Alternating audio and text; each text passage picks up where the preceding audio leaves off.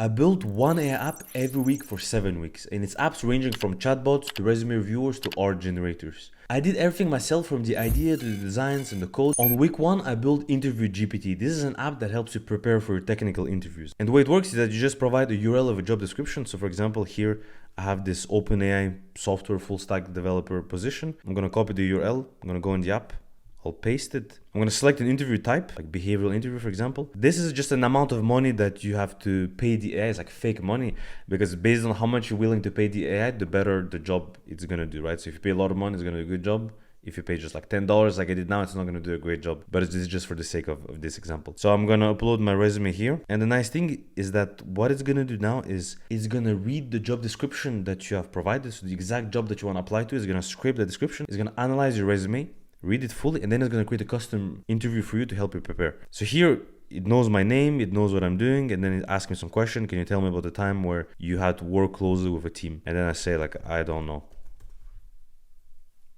And then it's gonna, basically it's using emojis, since I said that I'm only willing to pay $10, so it's not really taking me seriously. I can start it again just to show you how a lit code style question looks like, with a higher amount. Here you see this is a lead code style question, so it's actually providing like code examples. That's also something that I implemented. And then I can say something like, can you give me a hint in like JavaScript, for example? And he's gonna see that it's gonna create like blocks of code. So that's kind of like an AI agent that helps you prepare and pass your technical interviews. It's built with Next.js. You're gonna see that this is the tech stack that I use for all my projects. Next.js is like the default framework I use. Then I use the GPT-4 API. Then I used Puppeteer to scrape the website, and GPT-4 as the AI model. So we take the text of the website, we take the text of the resume, we send all of that to GPT-4, and then that's what creates the interview essentially. Now the next week I built SuperViral. This is an app that helps you generate viral YouTube video ideas for like creators. So here basically I open the app and I have two areas on my screen. One area is like a chat, and the other area you see it's gonna preview like the results. So for example, here it's asking what is your video idea, and what I want to do is learning how to code by building fun AI projects. That's like a video that I want to make. Then it's asking, okay, what is your channel about? I have a channel about teaching AI. And then like, what is the style of video that you want to make? And let's go crazy here. I'm gonna say Mr. Beast style. Now it should suggest me 10 titles. All right, so it's going through here. I'm gonna select one of them. So for example, this one. Once you have selected the title, what it's gonna do is that it's gonna try to generate a thumbnail for you. So here it first of all describes like the idea that it has for the thumbnail. And then I say, like, it's asking me if I want to add anything based on this idea, and I'm gonna say just make the colors vibrant. There you have it. This is the thumbnail. It's asking me, is the thumbnail okay? I like it. I'm gonna say yes. Otherwise I could keep asking questions to improve it basically. And after this, it's gonna start generating the script. So this is the script for the video.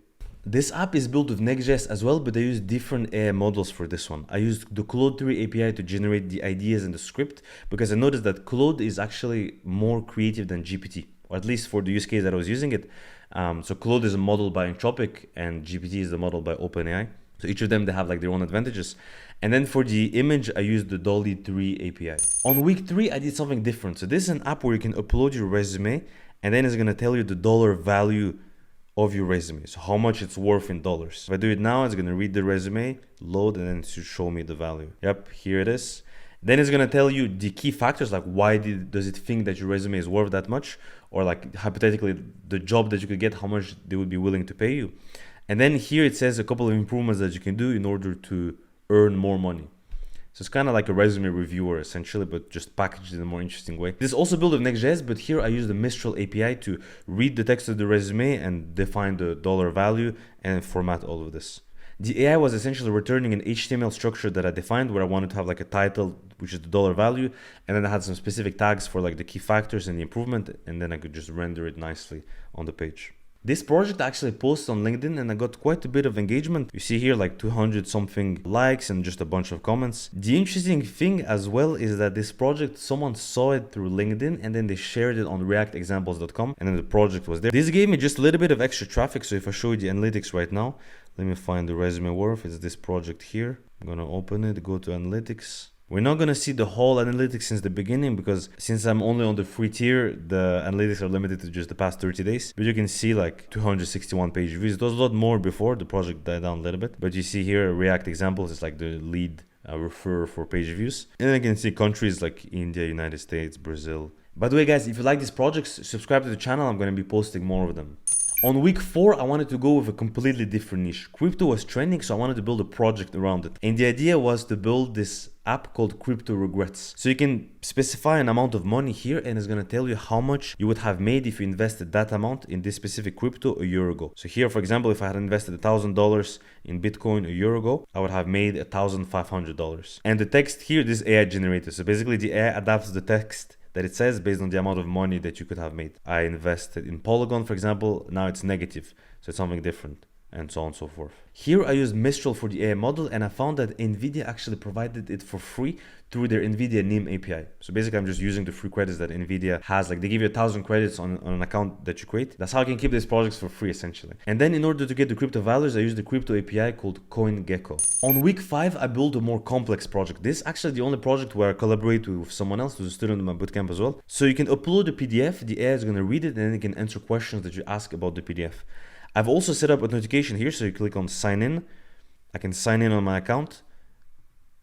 Then what I'm going to do is, just for the sake of this demonstration, I'm going to actually upload a Japanese PDF. So this, as you can see, this is like text, this is completely in Japanese, but the AI can read it, and not only can it read, it can answer questions about it. So if I'm going to say like, what is this PDF about?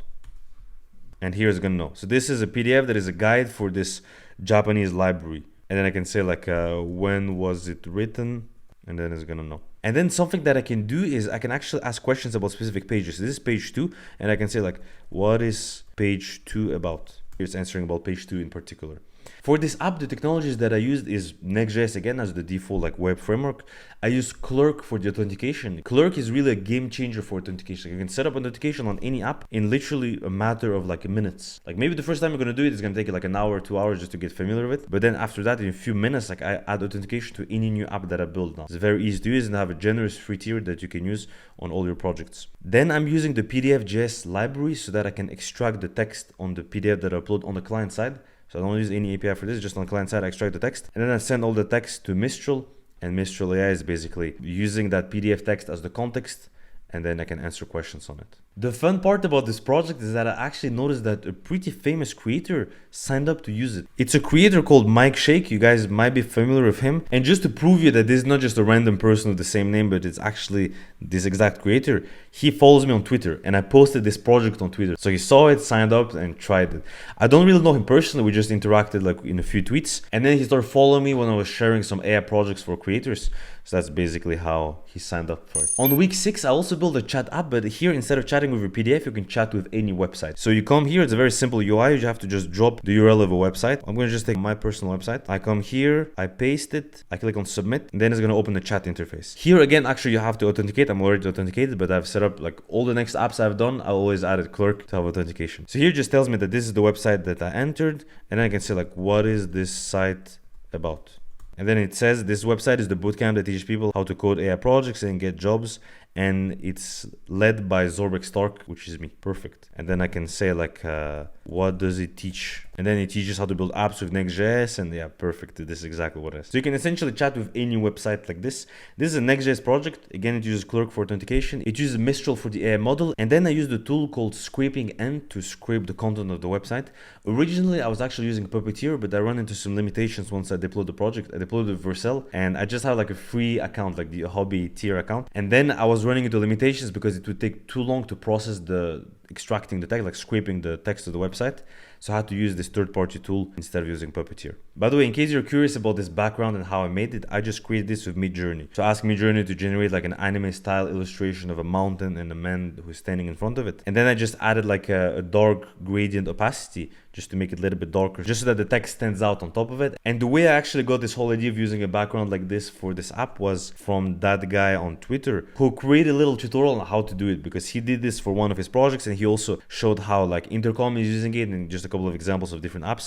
So that's basically how I got the inspiration. He has his tutorial somewhere. Like if you scroll down on his page, you're gonna find the tutorial somewhere. After this, on week 7, I built a completely different project. This one is more visual. So here what you do is that you can enter an idea that you have, and then it's gonna visualize this as an illustration, like a beautiful, like minimalistic style illustration. So for example, if I say smart work beats hard work and I enter this, it's gonna load some illustration in the style of like Visualize Value, in case you're familiar with it. It's like a famous page on Twitter who does like interesting designs. The illustration appears here, and then if I click on it, it shows it like that. And it's like hard work versus smart work, like a simple minimalistic style illustration. And then you can do a lot of different ones. This is another one to inspire people to continue working hard and not giving up. The text is a bit messed up, so I'll just try to generate it multiple times until I get a result that I'm satisfied with. But that's essentially what this app is, and the goal is to take those illustrations and then just share them on social media to like maybe build up a page or something like that. The tech stack for this app, you guys know it by now, there's no surprise. I use Next.js as the main framework, and then I use the Dolly API in order to generate those illustrations. I was actually thinking of fine-tuning a model, like a stable diffusion model, on the specific type of illustration that I wanted, but I just didn't have time because I was supposed to do this project in a week, but I just procrastinated, and then I had like 1 day left to build it, and build it like on like end of Saturday, Sunday. So that's why I went to a simpler solution of just using an existing model, which is the Dolly 3 API. One thing though that I did do here is that I implemented rate limiting, because the thing is with images, they're more costly than regular like text generation, and I didn't want people to just keep using it and just burn all my credits. So I implemented a rate limiting where every user can do maximum 3 image generation per day. So for example, if I go here now and I say another one, this is going to be our third one for today. It's going to generate an image, and if I try a 4th time, it's going to show an error now. So I can only generate 3 images per day. In order to do this, I used Upstash. So Upstash is a service that provides a Redis database, which can track all of the requests that you're making in your app, and you can limit it based on some criteria that you define, right? So you can say like 3 requests per day, or 3 requests every 24 hours. In my case, which is what I did. So it generated this, and then if I say something else, like again, like hard work, it's smart work. Well, actually, this is the opposite of what I said the first time. And you see here, there's an error message. It says, sorry, you can only generate 3 visuals per day. And then reach out to me on X if you want more than that. Codebenders, thank you for watching. Don't forget, the world is changing. AI will take over. And on this channel, I'm building a community of developers who want to be on top of this change. So subscribe and hit the notification bell to become part of this movement. Now, everything that you have just watched is going to be useless if you don't put it into action and start building projects. So I've created this video to help you. Go watch it.